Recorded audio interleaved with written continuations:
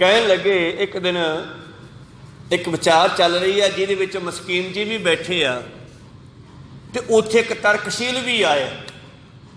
कहंदे उस तर्कशील नूं समा दिता गया बई पहला तू बोल, ते उसने बोलना शुरू किया ते उन्हें अपने तर्क के हिसाब नाल इन्नियां उदाहरणां दित्तियां बई रब है ही नहीं गा, ये बस साइंस दे नाल ही काम चल रहा है। कहो सतनाम सी। बंदा मर जाता, बंदे तो बंदा पैदा हो जाता, बस खत्म कहानी। उन्हें कहते 1.5 घंटा 2 घंटे 2.5 घंटे लैक्चर दिता, लोगों के दिमाग घुमा के रख दिते, हिला के रख दिते।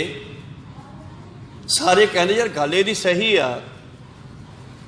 तो जदों थल्ले आया स्टेज तो सारे उसदे गुरु प्यारे नमस्कारां करन भी बाल तेरी सही आ, उदाहरणां बड़ियां दित्तियां। मस्कीन जी भी खड़े हो गए, नाले तो हथ बन के उन्होंने नमस्कार की, फतेह बुलाई, ते नाले मोढे ते हथ रख के कहंदा तेरी इन्नी तीखन बुद्धि रब तो बिना नहीं हो सकती, ये रब ने दित्ती आ।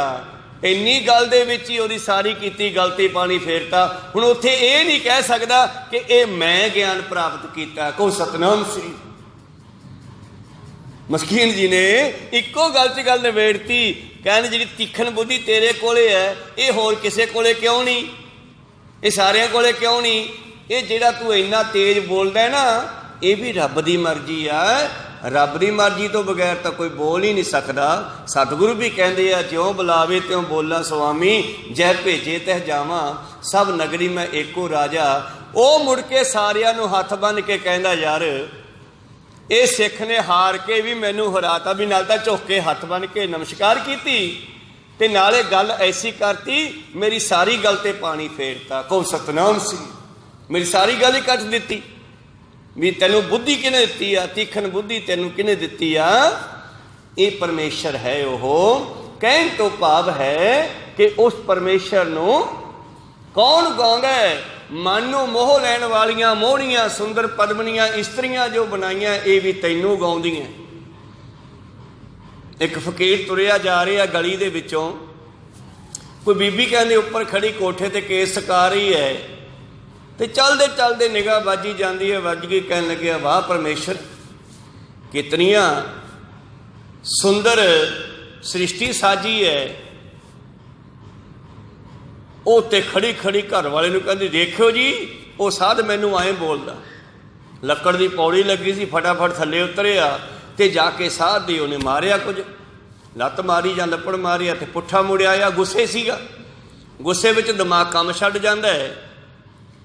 साध ने कुछ नहीं कहा उसनूं, वो वापस आया तो पौड़ी चढ़न लग पिया। जदों पौड़ी चढ़ गया तो उसले डंडे नूं हथ ना पिया, थल्लों पैर चक लिया तो डिग पिया थल्ले, लत्त टुट गई। कहो सतनाम। और बीबी सोचती है कि साध ने सराप देता कोई, तो थल्ले उतर के भजी भजी बाबा जी बख्श दिओ, बाबा जी बख्श दिओ। साधु नूं कोई जात चेते नहीं। वो कहंदा बेटा की हो गया? कहंदा बाबा जी तुसीं मेरे घर लत्त टुट गई। कहंदे क्यों?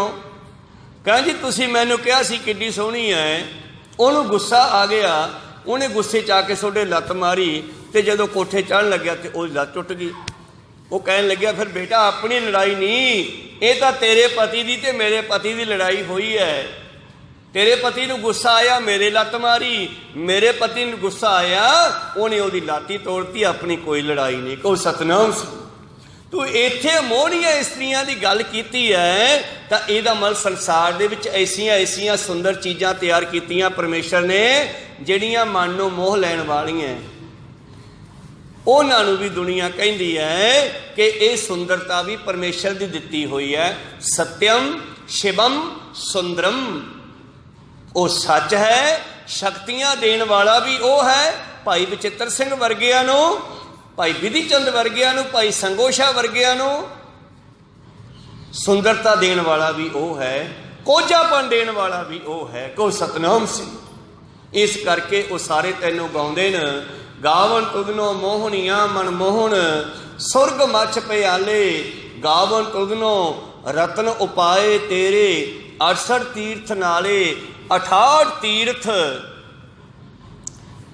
उन्हां तीर्थां दे ਕਿਨਾਰਿਆਂ ਤੇ ਬੈਠੇ ਅਨੇਕਾਂ ਵਿਦਵਾਨ ਤੇ ਉਹਨਾਂ ਤੀਰਥਾਂ ਚੋਂ ਪੈਦਾ ਹੋਣ ਵਾਲੇ ਹੀਰੇ ਜਵਾਹਰਾਤ 36 ਪ੍ਰਕਾਰ ਦੇ ਅਨੇਕਾਂ ਤਰ੍ਹਾਂ ਦੇ ਰਤਨ ਜਿਹੜੇ ਹਨ ਉਹ ਵੀ ਤੈਨੂੰ ਗਾਉਂਦੇ ਐ। ਰਤਨ ਮਨੁੱਖ ਨੂੰ ਵੀ ਕਹਿੰਦੇ ਆ। ਅਕਬਰ ਬਾਦਸ਼ਾਹ ਦੇ 9 ਰਤਨ ਭਾਵ ਉਹਦੇ 9 ਵਜ਼ੀਰ ਜਿਹੜੇ ਸਨ ਬੜੇ ਤੇਜ਼। ਇਸ ਤਰ੍ਹਾਂ ਰਤਨ ਮਨੁੱਖ ਵੀ ਹੈ ਤੇ ਮਨੁੱਖ ਦੇ ਦਿਮਾਗ ਦੇ ਵਿੱਚ ਸ਼ਬਦ ਰੂਪੀ ਰਤਨ ਵੀ ਹਨ।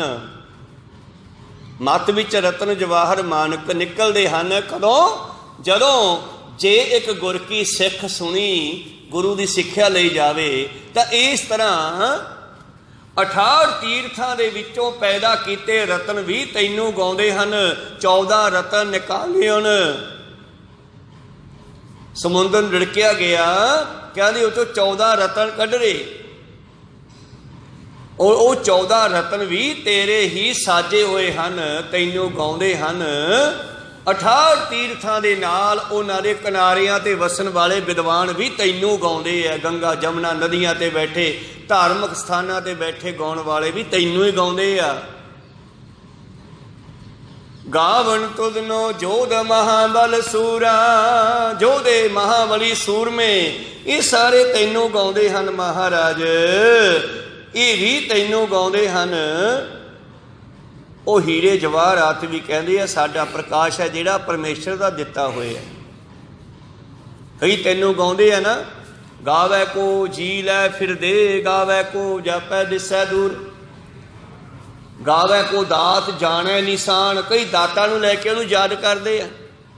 ਕਾਫੀ ਸਮੇਂ ਦੇ ਬਾਅਦ ਘਰ ਵਿੱਚ ਪੁੱਤਰ ਦੀ ਦਾਤ ਆ ਜਾਵੇ ਤੇ ਪਰਿਵਾਰ ਸਾਰਾ ਦਿਨ ਸ਼ੁਕਰੀਆ ਕਰਦਾ, ਸ਼ੁਕਰ ਹੈ ਰੱਬ ਨੇ ਕੁੱਖ ਹਰੀ ਕੀਤੀ ਹੈ।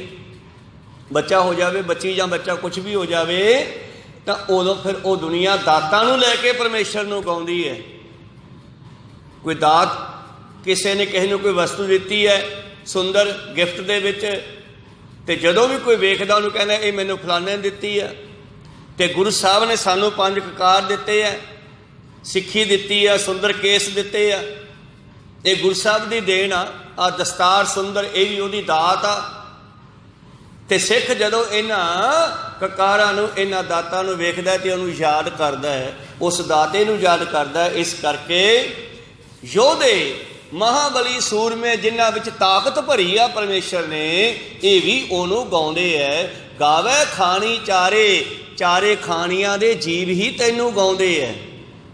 ਤੇ ਜਿਹੜੇ ਅਕਿਰਤ ਘਣ ਹੋ ਜਾਣ ਦਾਤਾਂ ਲੈ ਕੇ, ਫਿਰ ਉਹਨਾਂ ਦੀ ਹਾਲਤ ਕੀ ਹੁੰਦੀ ਆ? ਤਾਕਤ ਭਰੀ ਧੰਨ ਗੁਰੂ ਹਰਗੋਬਿੰਦ ਸਾਹਿਬ ਜੀ ਮਹਾਰਾਜ ਨੇ ਪੈਂਦੇ ਖਾਨ ਦੇ ਵਿੱਚ, ਜਿਸ ਪੈਂਦੇ ਖਾਨ ਦਾ ਮਾਂ ਪਿਓ ਹੈ ਨਹੀਂ ਸੀਗਾ। ਕੁਝ ਪਠਾਨ ਭਰਤੀ ਹੋਣ ਵਾਸਤੇ 6ਵੇਂ ਪਾਤਸ਼ਾਹ ਜੀ ਕੋਲ ਆਏ ਸਨ। ਪਾਤਸ਼ਾਹ ਜੀ ਨੇ ਬਾਕੀ ਪਠਾਨ ਤਾਂ ਮੋੜ ਤੇ, ਇਹ ਬੱਚਾ ਉਹਨਾਂ ਦੇ ਨਾਲ ਸੀ ਛੋਟਾ ਜਿਹਾ। ਪਾਤਸ਼ਾਹ ਕਹਿੰਦੀ ਇਹ ਬੱਚਾ ਸਾਨੂੰ ਦੇ ਜੋ, ਇਹਦਾ ਮਾਂ ਪਿਓ ਹੈ ਨਹੀਂਗਾ, ਅਸੀਂ ਇਹਨੂੰ ਪਾਲਾਂਗੇ ਪੋਸ਼ਾਂਗੇ। ਉਸ ਪੈਂਦੇ ਖਾਨ ਪਠਾਨ ਨੂੰ ਪਾਤਸ਼ਾਹ ਨੇ ਪਾਲਣਾ ਪੋਸ਼ਣਾ ਸ਼ੁਰੂ ਕੀਤਾ ਔਰ ਸਿੱਖਾਂ ਦੀ ਡਿਊਟੀ ਲਾ ਦਿੱਤੀ ਕਿ ਇਹਨੂੰ ਇੰਨੀ ਖੁਰਾਕ ਦਿਓ, ਇੰਨੀ ਖੁਰਾਕ ਦਿਓ ਕਿ ਇੱਕ ਤਾਕਤਵਰ ਯੋਧਾ ਬਣ ਜਾਵੇ। ਇਹ ਕਹੋ ਸਤਨਾਮ। ਪੂਰਾ ਖਿਆਲ ਰੱਖਦੇ ਆ, ਕਦੇ ਦਹੀਂ, ਕਦੇ ਘਿਓ, ਕਦੇ ਲੱਸੀਆਂ, ਬਹੁਤ ਕੁਝ ਸੁੱਕੇ ਮੇਵੇ ਖਵਾ ਖਵਾ ਕੇ ਫਿਰ ਉਹਦੇ ਨਾਲ ਪਾਤਸ਼ਾਹ ਜੋਸ਼ ਕਰਦੇ ਆ, ਘੁਲਦੇ ਆ। ਇਸ ਤਰ੍ਹਾਂ ਸਤਿਗੁਰੂ ਪਾਤਸ਼ਾਹ ਨੇ ਉਹਦੇ ਨਾਲ ਜ਼ੋਰ ਕਰਨਾ, ਘੁਲਣਾ। ਤਾਕਤ ਉਹਦੇ ਵਿੱਚ ਇੰਨੀ ਭਰ ਗਈ ਕਿ ਗੁਰੂ ਪਿਆਰਿਓ ਹਾਥੀ ਨੂੰ ਸੁਣ ਤੋਂ ਫੜ ਕੇ ਰੋਕ ਲਵੇ, ਤੁਰ ਨਾ ਦੇਵੇ। ਪਰ ਅਖੀਰ ਤੇ ਜਾ ਕੇ ਉਹ 'ਚ ਇੰਨਾ ਹੰਕਾਰ ਹੋ ਗਿਆ ਕਿ ਮੇਰੇ ਜਿੰਨੀ ਤਾਕਤ ਹੀ ਕਿਸੇ ਵਿੱਚ ਨਹੀਂ, ਤੇ ਗੁਰੂ ਸਾਹਿਬ ਦੇ ਐਂਟੀ ਹੋ ਗਿਆ। ਕਹੋ ਸਤਨਾਮ। ਪਠਾਨਾਂ ਦੇ ਨਾਲ ਰਲ ਕੇ ਗੁਰੂ ਸਾਹਿਬ ਦੇ ਐਂਟੀ ਲੜਨ ਵਾਸਤੇ ਆ ਗਿਆ। ਉਸ ਤੋਂ ਪਹਿਲਾਂ ਇਹਨੂੰ ਹੰਕਾਰ ਹੋਇਆ ਸੀਗਾ ਤੇ ਧੰਨ ਗੁਰੂ ਹਰਗੋਬਿੰਦ ਸਾਹਿਬ ਜੀ ਨੇ ਇਹਦਾ ਹੰਕਾਰ ਤੋੜਨ ਵਾਸਤੇ ਇੱਕ ਸੂਰ ਦੀ ਹੀ ਐਸੀ ਢੁੱਡ ਮਾਰੀ ਸੂਰ ਨੇ ਇਸ ਦੇ, ਤੇ ਇਸ ਨੂੰ ਘੋੜੇ ਤੋਂ ਵਗਾ ਕੇ ਮਾਰਿਆ ਸੀ। ਸਣੇ ਘੋੜਾ ਡੇਗਤਾ ਸੀ ਉਹ ਸੂਰ ਨੇ। ਇਹ ਵੀ ਇਤਿਹਾਸ ਹੈ ਸਿੱਖੀ ਦੇ ਵਿੱਚ। ਤਾਂ ਗੁਰੂ ਪਿਆਰਿਓ ਫਿਰ ਅਖੀਰ ਲੜਨ ਵਾਸਤੇ ਜਦ ਆਇਆ ਤੇ ਇਹਦਾ ਖਿਆਲ ਸੀ ਕਿ ਮੈਂ ਗੁਰੂ ਹਰਗੋਬਿੰਦ ਸਾਹਿਬ ਨੂੰ ਮਾਰ ਦੇਵਾਂਗਾ, मेरे च बड़ी ताकत है, पर उन्हें ये नहीं पता भी मैनू ये ताकत जिन्हें दिती है वो आप च कितनी ताकत हो सकती है। कोई सतनाम श्री जोध महाबली सूरमे भी उन्होंने गाँदे आ ताकत लैके, पर यह अकिरत घन हो गया। जंग के मैदान च आमो सामना हो गया हुण पठान दे नाल पातशाह जी का। कहते चल बई मित्रा लाला हुण तू जोर ते कर वार। इन्हें 2 बार किए, तीजा फिर वार देता, कहने एक होर कर ला। पातशाह जी ने घोड़ा हिला के तीजा भी ना खाधा, वो भी टप गया कोल दी। कहते संभल जा हुण तैनूं मैं दसदा वार किवें करीदा। पातशाह जी ने घोड़ा हिला के होके नेड़े ऐसी तलवार मारी, वो समझ ही नहीं सकिया, क्योंकि गतका खेडन वाला एक दूजे दियां अखां देखदा, अखां तो पता लगदा शास्त्र किहड़े पासे वजूगा आके। पर सतगुरु जी ने उसदे ऐसी तलवार मारी, इत्थों लैके धौन तो टेढ़ा चीर पा दिता जनेऊ वांगू, ते औ जा पिया। इस करके ਜਿਹੜੇ ਇਹ ਗੱਲ याद रखते हैं कि ये दातां सानू परमेश्वर ने दित्तियां, उन्होंने होर भी दिंदा है। नानक निर्गुण गुण करे, गुणवंतियां गुण दे। गावन तुदनो जोध महाबल सूरा, गावन तुदनो खानी चारे, चारे खानियां दे जी भी तेरियां सिफतां करदे है, क्योंकि इन्होंने जो दिता है वो तू दिता है। कहो सतनाम सी। गावे को दात जाने निशान, दातां नूं लैके भी दुनिया उन्हों गाउंदी है। गावन तुदनो खंड मंडल ब्रह्मंडा, कर कर रखे तेरे धारे। नाम के तारे सगले जंत, नाम के तारे खंड ब्रह्मंड, नाम के तारे सिमरत वेद पुराण। ये सारी दुनिया उहदे नाम दे नाल खड़ी है। कहो सतनाम श्री। माला घूमदी है ना धागे ते, जे धागा है तो माला घूमदी जाती है। अगला धागा विचों खिंच लवे तो मन के खिंडके हो जाते हैं, जिवें दुनिया करोना नाल खिंडी जा रही है। हुण कहो सतनाम श्री। कितनी दुनिया खत्म होंदी जा रही है। जिथों परमेश्वर के नाम का धागा निकल गया मरदे जा रहे हैं। कहो सतनाम श्री। फिरती माला बहु विध भाए, खिंचिया सूत तै आई थाए। उथे टिकाणे ते आ गया हूँ। पैंदे खान नूं जंग दे मैदान विच पता लग्या भी नहीं मैं गलत सीगा, गुरु सही सी। ते जद वढ के सिटता डिग पिया घोड़े तो। पातशाह भी उतर गए। मरदा मरदा कहना हाय मां। गुरु साहब ने आपदे नाम की लाज लखण वास्ते फिर भी अखीर ते ਉਹਦੇ ਮੂੰਹ ਤੇ ਢਾਲ ਦੀ ਛਾਂ ਕਰਕੇ ਕਹਿੰਦੇ ਓਏ ਕਲਮਾ ਪੜ੍ਹ, ਅੱਲਾ ਨੂੰ ਯਾਦ ਕਰ। ਦੁਨੀਆ ਕਹੂਗੀ ਹਰਗੋਬਿੰਦ ਸਾਹਿਬ ਜੀ ਦੇ ਕੋਲ ਇੰਨਾ ਚਿਰ ਰਹਿ ਕੇ ਨਰਕਾਂ ਨੂੰ ਗਿਆ, ਤੂੰ ਮੁਸਲਮਾਨ ਹੈ, ਮਾਂ ਨੂੰ ਯਾਦ ਕਰਨ ਦਾ ਸਮਾਂ ਨਹੀਂ। ਕਲਮਾ ਪੜ੍ਹ, ਕਲਮਾ ਅੱਲਾ ਨੂੰ ਯਾਦ ਕਰ। ਉਹਨੂੰ ਅਖੀਰ ਤੇ ਕਲਮਾ ਯਾਦ ਕਰਾ ਦਿੱਤਾ। ਕਹਿਣ ਤੋਂ ਭਾਵ ਹੈ ਕਿ ਗੁਰੂ ਆਪਦੇ ਨਾਮ ਦੀ ਲਾਜ ਵੀ ਰੱਖਦਾ ਤੇ ਸਜ਼ਾ ਵੀ ਦਿੰਦਾ ਜਦੋਂ ਕੋਈ ਅਕਿਰਤ ਘਨ ਹੋ ਜਾਵੇ। गुरु कृपा कर अगे चलते हैं। तैनू सारी दुनिया दे विच ब्रह्मंड और ब्रह्मंड दे विच फिर मंडल ते मंडल विच खंड। जिमें एक बठिंडा जिला, बठिंडे जिले दे कई पिंड ते शहर, फिर उन्हां पिंडां दे शहरां विच कई घर, उन्हां घरां विच कई मनुख, इस्त्रियां, जीव जंतु, बाल बच्चे। ये है खंड मंडल ते ब्रह्मंड। कहो सतनाम श्री। और परमेश्वर दे विच किन्ने आ, मैं तो कले बठिंडे की गल तां कीती आ भी गल समझ आ जाए। परमेश्वर दे विच इहो जे ब्रह्मंड किन्ने आ। पार ब्रह्म की देह मो कोटक, विष्णु महेश कोट इंद्र ब्रह्मा किते, रब सस करोड़ जलेस। परमेश्वर दे विच इहो जे करोड़ां ही ब्रह्मंड है, करोड़ां ही धरतियां है, अरबां खरबां इहदे विच मुहम्मद है, अरबां खरबां ही ब्रह्मा विष्णु महेश वर्गे है। बेअंत अवतार इत्थे होए है। राम भी एक नहीं, कृष्ण भी एक नहीं, इहो जे अवतार भी अनेकां होए है। 10वें पातशाह जी की अकाल उस्तत बाणी है जिहड़ी बचित्र नाटक बाणी है, जिहड़ी इत्थे जाके पढ़ लो। ये सारियां गल्लां दसियां उहदे विच 10वें प्रीतम ने कि परमेश्वर दे विच किन्ने समाए हुए है ते फिर परमेश्वर किड्डा वड्डा है। ये आल वर्ड परमेश्वर दा विराट स्वरूप है। कहो सतनाम श्री।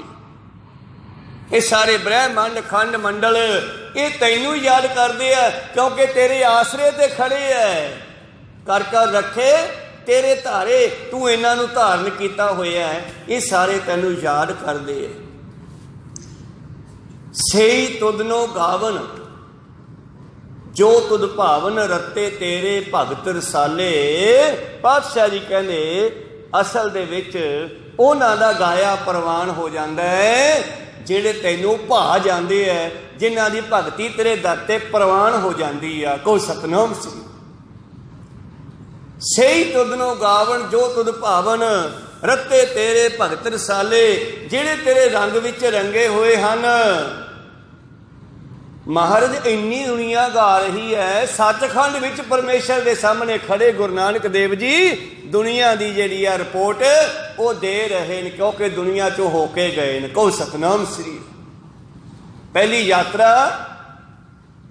ਨਨਕਾਣਾ ਸਾਹਿਬ ਤੋਂ ਭਾਈ ਲਾਲੋ ਤੱਕ, ਦੂਸਰੀ ਯਾਤਰਾ ਉਹਨਾਂ ਦੀ ਭਾਈ ਲਾਲੋ ਤੋਂ ਵਾਪਸ ਆਏ ਨਨਕਾਣਾ ਸਾਹਿਬ, ਤੇ ਨਨਕਾਣਾ ਸਾਹਿਬ ਤੋਂ ਗੁਰੂ ਪਿਆਰਿਓ ਯਾਤਰਾ ਉਹਨਾਂ ਦੀ ਸ਼ਿਵਨਾਬ ਦੇ ਵੱਲ, ਸੰਗਲਾ ਦੀਪ ਵੱਲ, ਜਿੱਧਰ ਜਾਦੂਗਰਨੀਆਂ ਨੂੰ ਮਿਲੇ।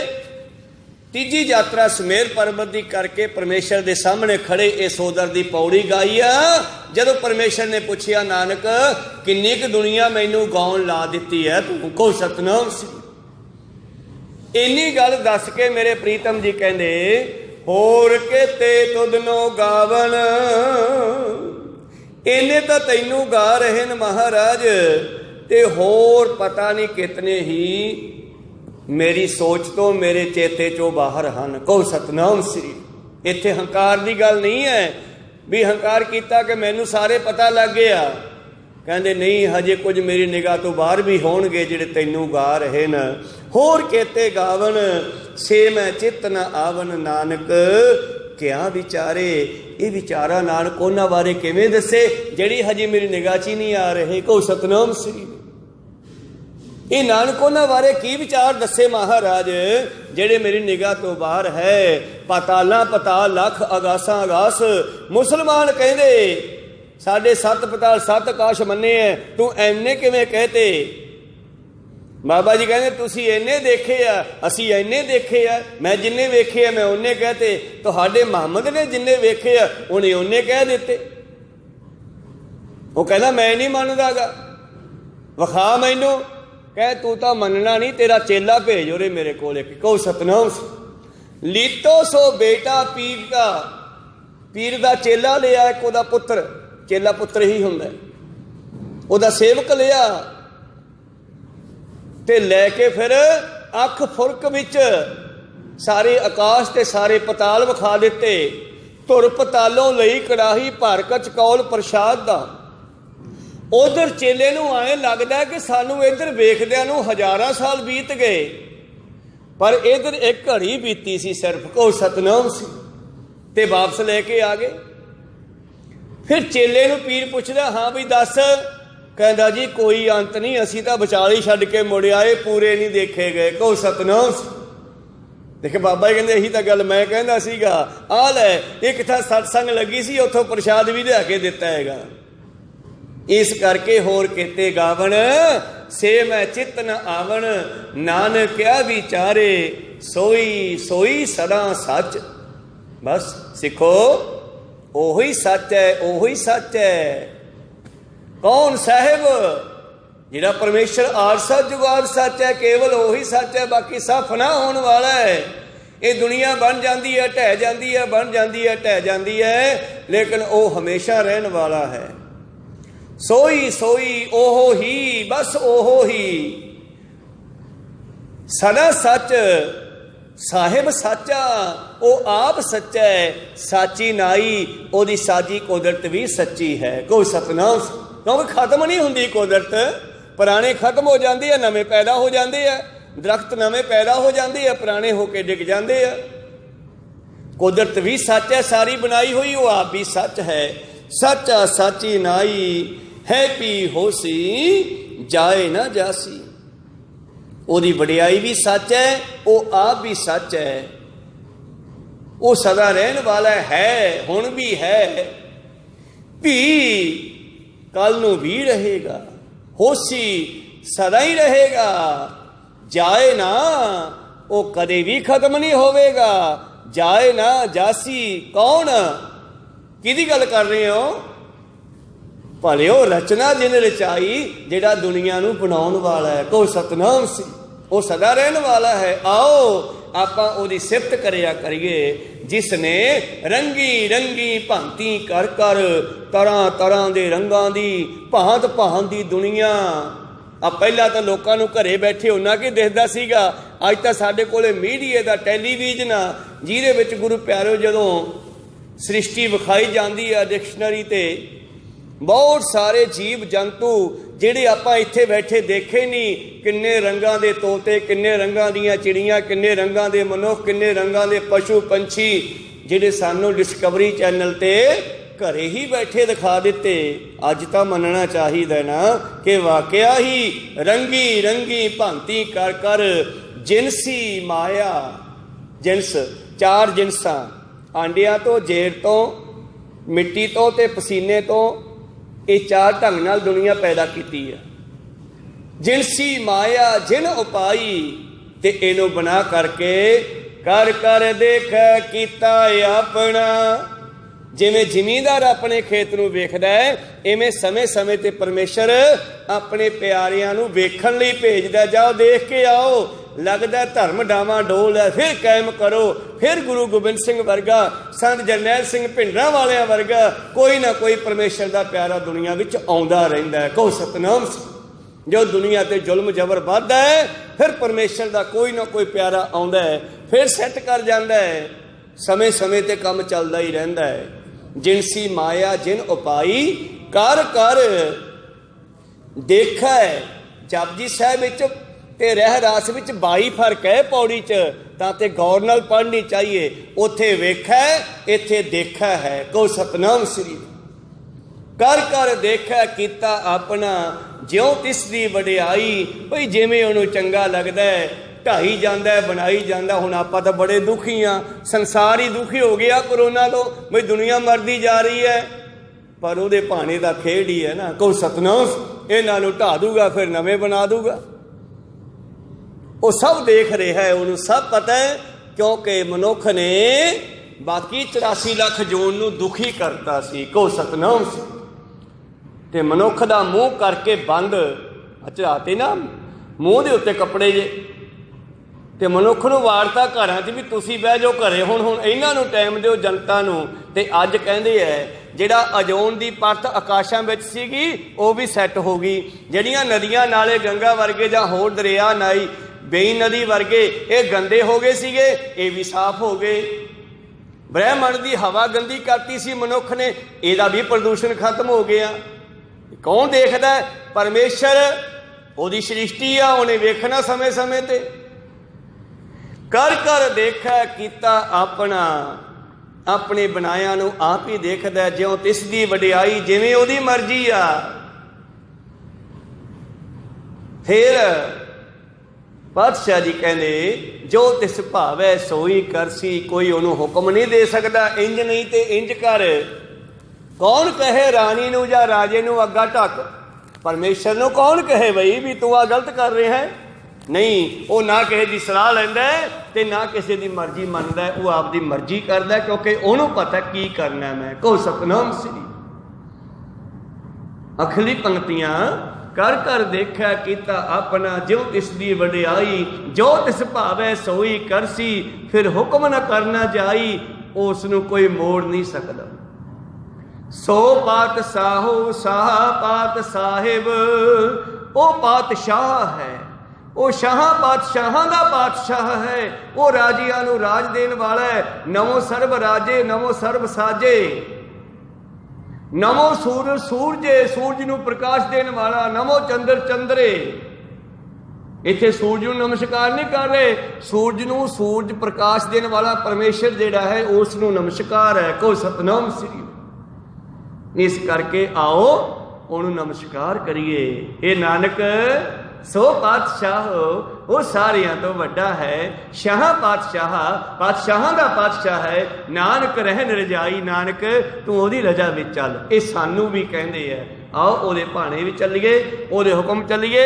ਇਸੇ 'ਚ ਸਾਡੇ ਜੀਵਨ ਦਾ ਭਲਾ ਹੈ। ਬਹੁਤ ਬਹੁਤ ਧੰਨਵਾਦ। ਇਹ ਸੀ ਰਹਿਰਾਸ ਸਾਹਿਬ ਜੀ ਦਾ ਪਹਿਲਾ ਸ਼ਬਦ, ਜੋ ਗੁਰੂ ਗ੍ਰੰਥ ਸਾਹਿਬ ਜੀ ਦੇ ਵਿੱਚ ਆਰੰਭਤਾ ਤੇ ਜਪਜੀ ਸਾਹਿਬ ਤੋਂ ਬਾਅਦ ਲਿਖਿਆ ਗਿਆ। ਜਿੰਨੇ ਕੁ ਸਤਿਗੁਰ ਨੇ ਸਮੱਤ ਬਖਸ਼ੀ, ਜਿਵੇਂ ਬੁਲਾਇਆ ਬੋਲੇ ਆਪਾਂ। ਗੁਰੂ ਪਾਤਸ਼ਾਹ ਕਿਰਪਾ ਕਰਨ, ਸਾਡਾ ਮਾਰਗਦਰਸ਼ਨ ਕਰਨ, ਗੁਰੂ ਵਾਲੇ ਬਣੀਏ, ਗੁਰੂ ਦੇ ਲੜ ਲੱਗੀਏ, ਗੁਰਮਤਿ ਅਨੁਸਾਰ ਚੱਲੀਏ, ਗੁਰਬਾਣੀ ਮੁਤਾਬਕ ਚੱਲੀਏ। ਸੋ ਪਾਤਸ਼ਾਹੋ ਸ਼ਾਹ ਪਾਤ ਸਾਹਿਬ ਨਾਨਕ ਰਹਿਣ ਰਜਾਈ। ਇਹ ਨਾਨਕ ਉਹਦੀ ਰਜਾ ਦੇ ਚੱਲਦਾ ਹੈ, ਉਹਨੂੰ ਜੋ ਚੰਗਾ ਲੱਗਦਾ ਉਹੀ ਹੁੰਦਾ ਹੈ।